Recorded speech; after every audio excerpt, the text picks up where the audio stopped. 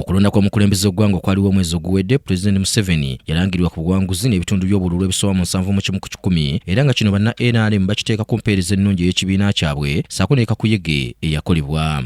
Wabula ebibinja ebyawenja akalulu k'omukulembeze w'eggwanga wansi w'ekibiina ki NRM Pressure Groups Network Uganda ekikulembera Frank Serubiri bagamba nti Pulezidenti ku mulundi guno yeetaaga okwekenneenya obulungi abantu balonda okukola nabo mu gavumenti nga bagamba nti waliwo bazzasembeza kyokka ne bakolerera eky'okuzza ekibiina kyabwe ekya NRM emabega. Nanga bwe tuzze tubagamba nti abaakola baakolera ku malusu oba ku mulimu gwa nakyewa ate nga tukitegedde nti Pulezidenti yateeka ssente nnyingi mu kampeyini ne tugamba nti nga bwe yaziteeka mu kampeyini ate nga tumaze okumutuusa ku buwanguzi bwa 70% and above tulowooza okusiimibwa okw'enjawulo ate era naffe ng'abakulembeze ku national level nga tuteekateeka okusiima abantu bonna abawagira Pulezidenti Museveni mu ggwanga Uganda.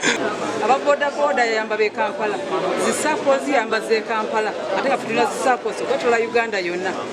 Kati balina okwemulugunya naffe aba Pressure Group tulina okwemulugunya lwaki tetujjukiddwa lwaki tulekerwanga emabega. Call upon the President of Uganda, please come down and look for these people.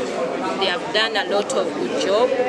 We've seen that you've achieved 70%, 71%, which was something good, meaning that they have done a good job. Bano bakungaanidde mu Kampala okuva mu bitundu eby'enjawulo balaze nga bwe bataafuna mpeera yaabwe ey'okusaggula obuwagizi bw'omukulu nga babadde mu kutema mpenda ku ngeri gye bagenda okugifunamu.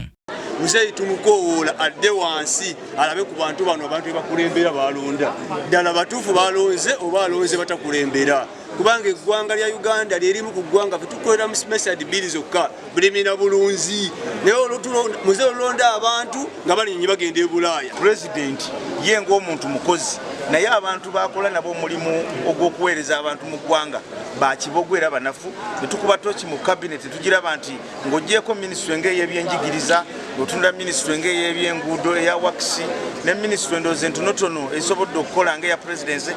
Minisitule ezisinga zibadde mu ntalo zibadde mu kulwana ng'ate abalwana balwanira bukulembeze ate betulowooza nti bwa wansi. Bano kyokka nabo tebalemye kwekokkola mivuyo gye bagamba okubeera mu kalulu akakaggwa. Bangi baatuta ebifo ne babitwalidde ku nnyondo naddala mu kibiina ky'NRM. Waliwo abantu bangi ne mu opposition bawangudde naye ng'obukulembeze bafunidde ku nnyondo olw'okukolagana n'abakulembera ebyokulonda. Kyavira ddala mu kamyufu k'NRM bali gyestrwazi ba NRM ne ba admin ab'amadistrict ate era be baatuukiddwako ssente ne bassentebe ba NRM ezibadde ziteeka okutuuka mu bantu era baziridde. Kitegeeza nti obukulembeze bwonna bwe butabaamu bantu baweereza batuufu tetujja kufuna Uganda kyeyagala. Ebibiina tubikoze okwetola Uganda yonna naye Pulezidenti afudde nnyo ku bibiina ebya mu Kampala wokka ate nga balonzi bali Uganda yonna ate sekurita ye talina kyemanyi ffe ba mobilizers ffe tumanyi ekiri ku ground. Kyambadde Shadrack Joshua yakusakidde eggulire lino ku Racket TV Amalindilire.